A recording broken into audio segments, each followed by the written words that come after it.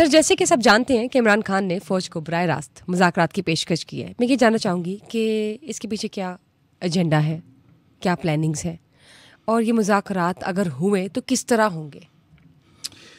देखिए, दो बातें हैं इस हवाले से कि इमरान खान जो इससे पहले कहते थे कि मैं किसी से बात नहीं करूँगा, बिल्कुल और रिजिड स्टांस था। हाँ, बहुत रिजिड था और इतनी सख्त गिर किस्म की उनकी पॉलिसी थी, उसमें अब ये बड़ी वाज़ेह तौर पर तब्दीली आई है। तो इसके पीछे दो बुनियादी तौर पर वजूहात जो हैं वो बयान की जाती हैं। एक तो ये है कि क्या इमरान खान डर गए हैं, क्योंकि ऐसी ख़बरें हैं कि शायद आज अब इमरान खान को जुडिशल कस्टडी से निकालकर फ़ौज अपनी कस्टडी में रखना चाहती है। 9 मई के केसेस जो हैं उनकी ठीक। इन्वेस्टिगेशन जो है वो फ़ौज खुद करना चाहती है, क्योंकि इससे पहले भी जैसे कई मुल्ज़मान जो हैं वो फ़ौज ने उनकी ट्रायल उनकी फ़ौज ने खुद ट्रायल उनका किया और मिलिट्री कोर्ट से उन्हें सज़ाएँ भी हुई। और एक ही दिन पहले जो आपने सुना भी, अखबारात में भी आया, टीवी चैनल्स पर भी ये प्रेस रिलीज़ भी जारी की गई कि खुद फ़ौज ने अपने कुछ अफसरान जो कि साबिक़ अफसरान भी थे उनमें, उनका भी ट्रायल किया, ठीक उनका कोर्ट मार्शल किया ठीक। और उन्हें सज़ाएँ दी, उम्र कैद की हद तक सज़ाएँ दी, और उनके जो मनसब थे, फ़ौजी मनसब थे, वो उनसे वापस ले लिए गए। आफ्टर रिटायरमेंट भी मनसब जो है वापस लिया जा सकता है, उससे तमाम राहत भी ख़त्म हो जाती हैं। सही। सो वहाँ पर एक मैसेज दिया गया वाज़ेह तौर पर कि 9 मई के हवाले से और मुसल्लह अफ़वाज और पाकिस्तान के हवाले से जो भी कोई नफ़रत के बीज बोएगा, कोई लोगों को उकसाने की कोशिश करेगा, इश्तिआल दिलाने की कोशिश करेगा, उसके ख़िलाफ़ पूरी कार्रवाई होगी। इस बात को लेकर ये बात कही जाती है कि अब अगर इमरान खान जो हैं उन्हें भी मिलिट्री कस्टडी में ले लिया जाता है, तो एक तो यह है कि उनकी बहुत सी वो वाली जो आज़ादियाँ हैं जो इस जेल के अंदर, जेल में तो आज़ादी कोई नहीं होती वैसे, लेकिन इस जेल के अंदर कई जो प्रोटोकॉल्स हैं, कुछ कह फैसिलिटीज़ जो सकते हैं हैं, हम। प्रोटोकॉल्स जो हैं जो इंजॉय कर रहे हैं, वो वहाँ पर नहीं होंगे। वह सबसे बड़ी बात तो ये कि हर हफ्ते जब वो अदालत में पेश होते हैं तो वहाँ पर उन्हें सहाफ़ी मिल जाते हैं, रिपोर्टर्स मिल जाते हैं, जिनके साथ वो गपशप लगाते हैं, उनके साथ ख़यालात का तबादला करते हैं। तो ये चीज़ें जो हैं उनके अज़ीज़ माइनस हो रिश्तेदार मिल जाएंगी। जाते हैं, ठीक। तो वहाँ पर ये सहूलियात नहीं होंगी और वो फिर वो बिल्कुल ही पार्टी से एक किस्म का उनका राब्ता जो है वो बिल्कुल कट जाएगा। तो वो एक सख्त किस्म की एक ट्रायल हो सकता है। एक तो ये कहा जा रहा है कि उसके खौफ से उनके यहाँ ये बात जो है ये सामने आई है कि ये अब फ़ौज से पॉलिसी जो है अब तब्दील करनी चाहिए। दूसरी वजह जो है वो कुछ बताने वाले बताते हैं कि वाकई फ़ौज के और पीटीआई के दरमियान कुछ लोग ऐसे हैं जो ब्रिज कर रहे हैं, जो एस्टेब्लिशमेंट के अंदर भी कुछ शख्सियात हैं जो राब्ता कर रही हैं इधर से, और ख़ान साहब के पास भी तो बेशुमार लोग हैं ऐसे। मतलब उनकी पार्टी है क्या, वो सारी की सारी पार्टी वही है ना जो फ़ौज ने ही बनाकर उन्हें दी थी। ठीक। जैसे पहले काफ लीग बनाकर दी गई थी, जैसे उससे पहले भी जो जितनी भी पार्टीज़ जो हैं एस्टेब्लिशमेंट जैसे इस तरह से बनाती जो है, आती गई हैं इसी सारी, तरह ठीक की है। पीटीआई भी है एक पार्टी, इसमें तो एक से एक बढ़कर ऐसे लोग हैं जो जिनके फ़ौज के साथ कनेक्शंस हैं।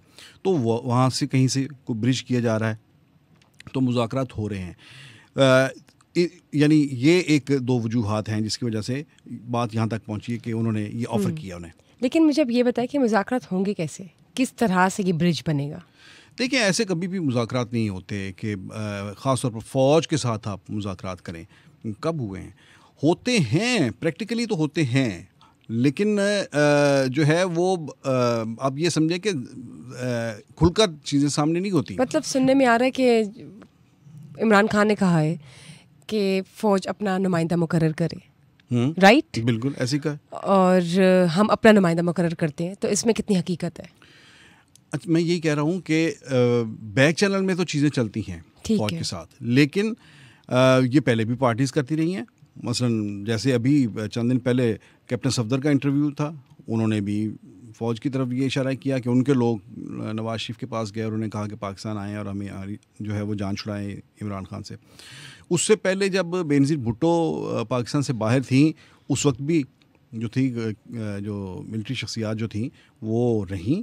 ब्रिगेडियर एहतशाम ज़मीर होते थे, जनरल एहतशाम ज़मीर होते थे वो भी, और अशफाक परवेज़ कियानी जो साबिक आर्मी चीफ रहे हैं, वो जब DGISI थे और दूसरी असाइनमेंट्स भी थी उनके पास, तो वो भी अंगेज रहे हैं बेनज़ीर भुट्टो के साथ। आसिफ अली जरदारी जेल में होते थे, उनके साथ अंगेज रहे हैं। ये मुज़ाकरात होते हैं, तो ये अनहोनी बात नहीं है। लेकिन ऐसा नहीं होता कि दोनों में आमने सामने बैठकर, जैसे जो सियासी फ्रीक जैसे बैठकर बात करते हैं, इस तरह से बात नहीं होती। तो ये उनका भी ये बात करने का अंदाज़ जो है वो गैर सियासी है इमरान खान का, अगर वो कोई बात करना चाहते हैं तो। लेकिन बहरहाल ये है कि वो ये बात तो तय है कि अब वो बात करना चाहते हैं, और कहीं ना कहीं ये दूसरी तरफ भी बज़ाहिर आपको नज़र नहीं आ रही, लेकिन मेरी इतलात के मुताबिक कहीं ना कहीं कोई बर्फ़ ज़रूर पिघल रही है। तो ये बताइए, मुज़ाकरात हो जाते हैं, हम आगे की बात करते हैं, तो क्या हुकूमत तब्दील हो जाएगी इस साल के एंड में? नया सेटअप लगता हुआ नज़र आ रहा है आपको, या हम कह सकते हैं कि नया सेटअप आ जाएगा? अच्छा, इसमें जो बात कही जा रही है, जो इस्लामाबाद में वफाकी दारुल हुकूमत के हलकों में, सियासी हलकों में, वहाँ के ब्यूरोक्रेटिक हलकों में ये बात कही जा रही है कि शायद इस साल के आखिर तक एक नेशनल गवर्नमेंट बन जाए। यानी ये जो PTI को पार्लियामेंट के अंदर PTI की शक्ल दी जा रही है, तो इसका भी मकसद यही है कि PTI की कैसी पार्लियामेंट्री पार्टी बन जाए जिसको बाद में हुकूमत के अंदर शामिल कर लिया जाए, और फिर वो PTI जो है वो यानी इस्टेब्लिशमेंट का ये मकसद भी पूरा हो जाएगा कि माइनस इमरान खान PTI हुकूमत के अंदर होगी। एक ऐसी PTI जैसे इस वक्त मुस्लिम लीग नून माइनस नवाज शरीफ मुस्लिम लीग नून हुकूमत में है, ठीक। इसी तरह से माइनस इमरान खान PTI हुकूमत के अंदर हुकूमत का हिस्सा हो। ये बात कही जा रही है कि कौमी हुकूमत जो है वो बन जाएगी। लेकिन मैं ये समझता हूँ कि इसके हवाले से बहुत से सवालात हैं। वो ये है कि मतलब इमरान खान इस वक्त हवा के जिस घोड़े पर सवार हैं, और जिस तरह से उन्हें ये पता है कि उनके पास मकबूलियत है, लोग उन्हें चाहते हैं, उन्हें वोट भी बहुत ज़्यादा देते हैं, ये उनका यानी ये उनका दावा है, और इसमें कोई इतनी गलत बात भी नहीं है। नो डाउट इस वक्त वो एक पॉपुलर लीडर हैं। तो जिस घोड़े पर सवार हैं, मैं ये कहना चाहता हूँ कि जो वो पोजीशन ले चुके हैं, मुझे ये समझ नहीं आती कि क्या वो इस किस्म की नेशनल गवर्नमेंट जिसमें उनका वज़ीर-ए-आज़म भी ना हो, या वो जिसमें वो ख़ुद वज़ीर-ए-आज़म ना हो, ऐसी हुकूमत के लिए वो अपनी पार्टी मुस्तार दे देंगे, उधार की पार्टी दे देंगे किसी को, रेंट अ पार्टी हो जाएगा। ये कितने चांसेस है, क्या प्रोबेबिलिटी है, मुझे बताएं, क्या लगता है आपको, ऐसा होगा? मुझे तो ऐसा नहीं लगता, बिल्कुल नहीं लगता। देखें, मौजूदा हुकूमत जो है इसके अंदर चैलेंजेस इतने ज़्यादा हैं कि इस हुकूमत की सबसे बड़ी जो अलाई पार्टी है, सबसे बड़ी अलाई पार्टी कौन सी है? People's party. उसमें भी आसिफ अली जरदारी ने अपने वजीर नहीं दिए इस कैबिनेट में, और आप वही से अंदाज़ा लगा लें। ठीक है, यानी वो इस पूरी चीज़ के जो हैं वो कस्टोडियन बनने के लिए, ज़िम्मा लेने के लिए वो भी तैयार नहीं हैं। और उन्होंने मुस्लिम लीग नून को कहा है कि आप हुकूमत बनाएं, आप अपना वज़ीर-ए-आज़म बनाएं, हम आपको पार्लियामेंट के अंदर आपके बेंचेस पर बैठकर आपकी लेजिस्लेशन को सपोर्ट करते रहेंगे, आपकी कहीं जो है वो कंड नहीं लगने देंगे, आपको कहीं हार नहीं देंगे, आपके कानून सारे मंजूर करवा देंगे, कानून साजी आपकी सारी करवा देंगे, आपके बजट पास करवा देंगे, लेकिन आपकी हुकूमत का हिस्सा नहीं बनेंगे।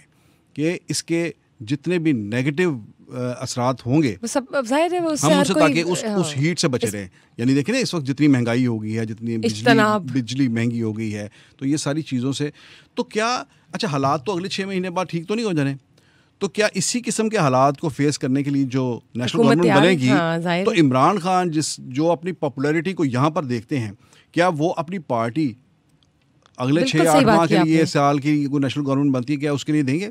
मैं आपको याद करवाता हूँ, सारा अपने ज़िम्मे लेने के लिए मैं आपको याद करवाता हूँ 2002 का इलेक्शन, ठीक है, माजी की बातों में से एक एक पीस ले लिया करें ना, तो बात समझने में आसानी हो जाती है। 2002 का इलेक्शन था, तो उसमें जनरल परवेज़ मुशर्रफ के साथ बेनज़ीर भुट्टो के मामलात काफ़ी हद तक बेहतर हो चुके थे, यानी माजी की निस्बत।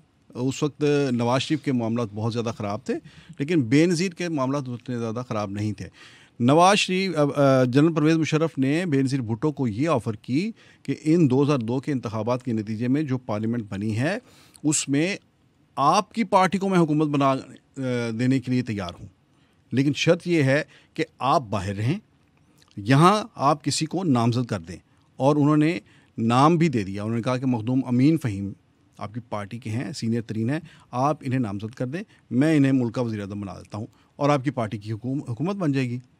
बेनज़ीर भुट्टो ने यह काम नहीं किया, क्योंकि उन्हें पता था कि ये पार्लियामेंट जो है इसने आगे चलकर बहुत से नापसंदीदा काम करने हैं, जिनमें सबसे बड़ा एक नापसंदीदा काम ये था कि जनरल परवेज़ मुशर्रफ को लेजिटिमेट करना था।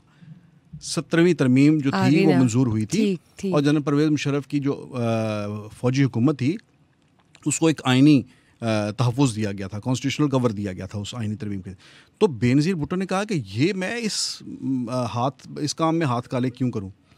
तो उन्होंने अपनी पार्टी नहीं दी, उन्होंने ये गवारा कर लिया कि उनकी पार्टी में से 17 लोग तोड़कर पैट्रियट ग्रुप बना लें और उसके ज़रिए आप हुकूमत के नंबर्स पूरे कर लें और काफिले की हुकूमत बना लें। उन्होंने कहा मुझे ये गवारा है कि आप मेरी पार्टी तोड़ दें। बहुत सही बात आपने एग्जांपल दी है, लेकिन मैं अपनी पार्टी आपके एजेंडे के लिए नहीं दूंगी।